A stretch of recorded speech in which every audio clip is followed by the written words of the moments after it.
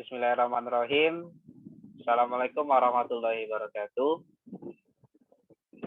Pada kesempatan kali ini saya akan melanjutkan materi pertemuan kelima untuk mata kuliah hidrologi dan geohidrologi. Saya harapkan sebelum mendengarkan atau melihat penjelasan materi ini, silakan bisa diulang kembali apa saja yang sudah kita pelajari mulai dari pertemuan ke-1 sampai dengan pertemuan ke-4, di mana pertemuan ke-4 kita belajar mengenai hujan, mengenai bagaimana proses-proses pembentukan hujan, kemudian bagaimana bentuk-bentuk hujan sampai dengan ke perhitungan ataupun analisis curah hujan.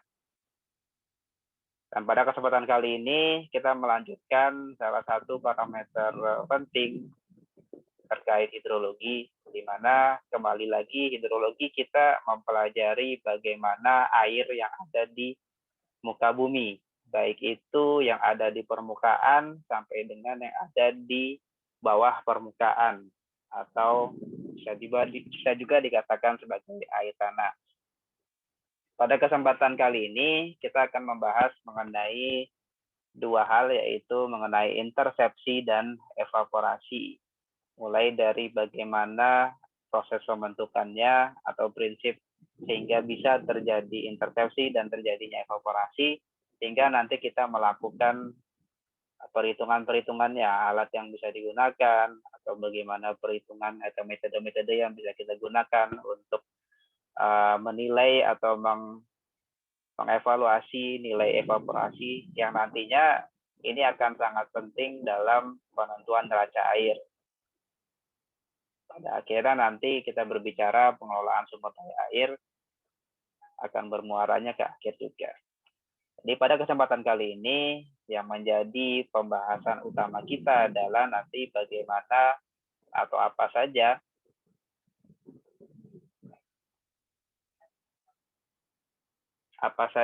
faktor penentu intersepsi, kemudian bagaimana pengukurannya, hingga nanti ke evaporasi. Evaporasi pun sama juga. Kita mulai dari intersepsi terlebih dahulu. Kita berangkat dari adanya sinar matahari yang menembus hingga ke permukaan bumi, menyebabkan terjadinya penguapan di permukaan tanah, di tumbuhan ataupun daun, dan di air. Jadi pada dasarnya salah satu penggerak atau motor terjadinya penguapan air yang masuk ke dalam suatu siklus hidrologi itu karena adanya sinar matahari, di mana penguapannya bisa di permukaan tanah, bisa di permukaan air atau air permukaan, apakah itu danau, rawa, sungai, laut, atau terjadi juga penguapan yang berasal dari tumbuhan ataupun daun. Kemudian, penguapan yang nantinya ada di permukaan air, itu yang nantinya kita definisikan sebagai evaporasi. Sedangkan penguapan yang terjadi di permukaan daun, itu yang nanti dinamakan transpirasi. Jadi sederhananya, dua hal ini yang membedakan antara evaporasi dan transpirasi. Evaporasi itu trigger utamanya adalah adanya sinar matahari saja, sehingga air, molekul air, dia mengalami perubahan bentuk karena adanya radiasi ataupun sinar matahari. Sedangkan yang di permukaan daun, ini karena adanya proses fisiologis yang terjadi pada suatu tumbuhan yang menyebabkan dia mengeluarkan uap air dari permukaan daunnya. Kemudian adanya penguapan tadi, kita balik lagi ke kemarin bagaimana pembentukan hujan, bagaimana adanya butiran-butiran air yang ada di udara. Yang ini juga salah satunya bersumber dari adanya evaporasi dan transpirasi, jadi menyebabkan uap air tadi atau butiran-butiran air tadi, dia menjadi awan. Jadi karena ada perbedaan tekanan, perbedaan suhu antara beberapa lapisan udara, maka butiran air tadi semakin tinggi ke atas bergerak karena adanya perbedaan tekanan dan suhu tadi, hingga dia menjadi awan. Dan nanti dia jatuh ke permukaan bumi sebagai hujan. Jadi secara teknisnya nanti air yang akan sampai ke permukaan tanah yang disebut dengan hujan. Nah, sebagian air tadi ada yang dia belum sampai ke tanah atau ke permukaan tanah. Dia tertahan apakah itu oleh tumbuhan atau oleh bangunan yang kemudian sebelum dia bisa sampai ke tanah, dia diuapkan kembali. Nah, inilah yang nantinya kita definisikan sebagai intersepsi. Jadi di intersepsi ini bisa kita katakan sebagai air yang tidak sampai ke permukaan tanah dan dia langsung diuapkan.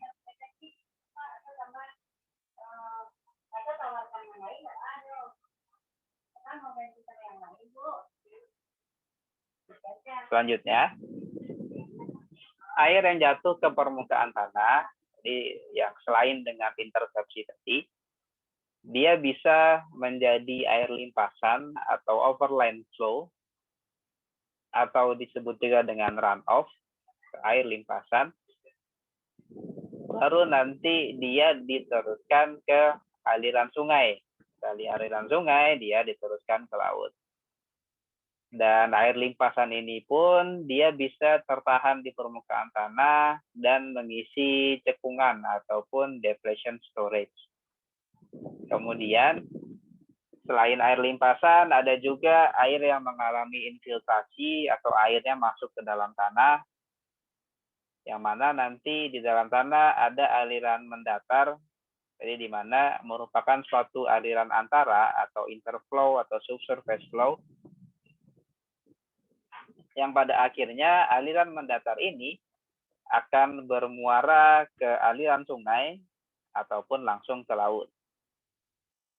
Kemudian beberapa air yang masuk melalui infiltrasi tadi, mereka mengalami perkulasi hingga mengisi lapisan yang lebih dalam lagi atau mengisi aquifer atau groundwater storage. Ya, ini yang bisa kita definisikan sebagai air tanah. Kemudian, apa saja yang menjadi faktor penentu intersepsi? Yang pertama ada vegetasi. Jadi vegetasi ini tidak hanya dari tumbuhan ataupun tanaman, bisa juga dari bangunan-bangunan, bisa juga tanaman yang memang sudah mati pun bisa. Kemudian bagaimana bentuk dan ketebalan daun. Jadi nanti mungkin secara lebih lengkapnya bagaimana pengaruh bentuk dan ketebalan daun tadi terhadap transpirasi juga nanti akan kita bahas pada pertemuan berikutnya. Kemudian juga terkait cabang vegetasinya. Jadi semakin rapat vegetasinya atau tutupan, jadi secara tidak langsung bagaimana tutupan suatu vegetasi, maka akan memperluas area permukaan di mana air itu bisa tertahan. Jadi mungkin kalau kalian pernah masuk ke dalam hutan yang lebat, hutan yang bisa dikatakan lebih rapat dari susunan tumbuh-tumbuhan yang di dalamnya, maka ketika terjadi hujan akan terasa lebih deras ketika kalian berada di lapangan terbuka dibandingkan dengan kalian berada di suatu area hutan yang padat atau area hutan yang rapat. Jadi semakin sedikit air yang nantinya akan langsung ke permukaan tanah. Kemudian faktor yang berikutnya adalah dari faktor iklim. Iklim tergantung dengan jumlah dan jarak lamanya hujan, kemudian intensitas hujannya seperti apa, kecepatan angin, beda suhu antara tajuk dan atmosfer. Jadi kecepatan angin dan beda suhu antara tajuk dan atmosfer di sini akan sangat mempengaruhi proses evaporasi atau maupun proses transpirasi yang terjadi pada suatu tumbuhan. Jadi baik penguapan yang terjadi langsung di permukaan daun ataupun di batangnya, ataupun di kulitnya, ataupun dari proses transpirasi, di mana pada proses transpirasi bagaimana beda suhu, bagaimana kelembaban di luar dan di dalam, atau maksudnya yang ada di dalam sel-sel daun tadi, itu akan sangat mempengaruhi tingkat transpirasinya. Jadi berapa banyak, berapa lama, sederhananya uap air yang nantinya dilepaskan dalam suatu proses transpirasi oleh tumbuhan. Kemudian untuk pengukuran intersepsi sendiri, pengukuran pada skala tajuk vegetasi, kita menggunakan pendekatan neraca volume. Jadi diukur curah hujannya, aliran batangnya, air lolosnya berapa. Intersepsinya adalah beda curah hujan total dan curah hujan bersih. Bisa juga menggunakan neraca energi, persamaan matematis dengan input parameter meteorologi dan struktur tajuknya, serta tegakan dari pengukuran langsung di lapangan. Oke, kita lanjut ke evaporasi. Beda antara evaporasi dan transpirasi, karena dari awal dua proses ini yang menjadi triggernya terjadinya penguapan atau menjadi salah satu alur siklus di hidrologi juga. Jadi yang membedakannya adalah dari evaporasi sendiri, dia pertukaran molekul air di permukaan karena adanya panas. Karena adanya panas berdasarkan dari sinar matahari, maka terjadilah pertukaran molekul air tadi. Yang tadinya air di air genangan, dia menjadi molekul-molekul air berupa gas, berupa uap air. Faktornya bisa dari meteorologisnya seperti apa dan jenis permukaan tanahnya. Jenis permukaan tanah akan mempengaruhi bagaimana kekuatan ikatan tadi, ikatan antara molekul air dengan permukaan tanah. Kemudian untuk transpirasi merupakan proses penguapan pada tumbuh-tumbuhan melalui sel-sel stomata. Jadi sel-sel stomata ini salah satu struktur sel eksternal yang ada di sel-sel daun tumbuhan. Kadang ada di bagian atas dan bawah tumbuhan, kadang hanya ada di bawahnya, ada yang ada di atas saja, tergantung dengan jenis dari masing-masing tumbuhan tadi, di mana sel-sel stomata inilah yang berperanan dalam membuang uap air yang diproses pada suatu sel-sel daun. Faktor penting terkait transpirasi adalah meteorologi, sinar matahari, jenis tumbuhan, dan tanahnya. Nah, tadi saya bilang juga ada yang memang stomatanya jumlahnya sangat banyak, ada yang lebih sedikit, ada yang rapat, bentuk-bentuk stomatanya pun juga beragam, bibit-bibit stomatanya akan beragam untuk beberapa jenis. Yang ininya akan sangat mempengaruhi berapa rate-nya, berapa tingkat penguapan atau tingkat transpirasi yang terjadi pada suatu tumbuhan, pada suatu curah hujan, kelembaban, suhu, dan seterusnya. Kemudian unsur utama evaporasi. Oh ya, nantinya untuk yang sekarang kita akan membahas evaporasi terlebih dahulu. Nanti pertemuan berikutnya, pertemuan ke-6, kita baru akan masuk ke transpirasi, baru nanti ada kombinasi antara evaporasi dan transpirasi atau evapotranspirasi yang sebenarnya menjadi goalnya juga, karena secara faktualnya maka di lapangannya yang benar-benar kita hitungnya adalah evapotranspirasinya, karena keduanya pasti akan terjadi secara faktual penguapannya. Jadi pertama untuk yang evaporasi, unsur utamanya adalah bagaimana energi atau radiasi matahari dan ketersediaan air, di mana radiasi matahari akan berupa gelombang-gelombang yang nantinya bisa menghasilkan panas. Panasnya di sendiri dia mempengaruhi udara, jadi bisa meningkatkan suhu, meningkatkan udara.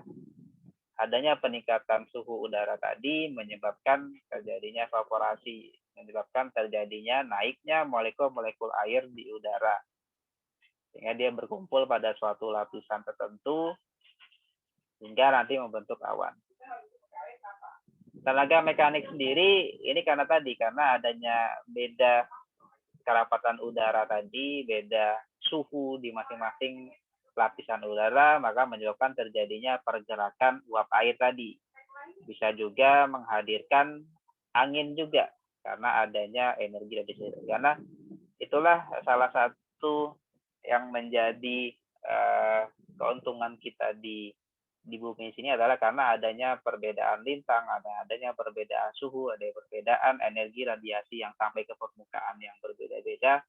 Itulah yang menyebabkan adanya perubahan, adanya perbedaan iklim secara global, dan menyebabkan adanya perubahan siklus, adanya pergerakan awan juga, adanya perubahan musim. Kemudian terkait ketersediaan air, ini setiap air yang nantinya memang kalau tidak ada air di permukaan maka tidak ada yang diuapkan nantinya. Jadi kalau ada airnya dia baru memang sudah dievaporasi. Kemudian ada faktor panas yang tadi terkait dengan panas pada evaporasi. Radiasi yang bersumber dari matahari nanti akan terdiri dari shortwave radiation atau radiasi gelombang pendek ataupun yang gelombang panjangnya, di mana energi panas gelombang pendek atau shortwave radiation itu akan sangat tergantung dengan ketinggian dan musimnya. Kemudian untuk yang long wave atau yang gelombang panjangnya, dia nanti peranan utamanya lebih ke menambah panasnya oleh si shortwave. Kemudian terkait suhu udara nanti juga akan mempengaruhi adanya beda suhu udara, mempengaruhi tingkat penguapan, mempengaruhi nanti laju transpirasi juga. Kemudian permukaan bidang. Jadi bagaimana ketertarikan antara air, vegetasi maupun tanah. Jadi seperti kita tahu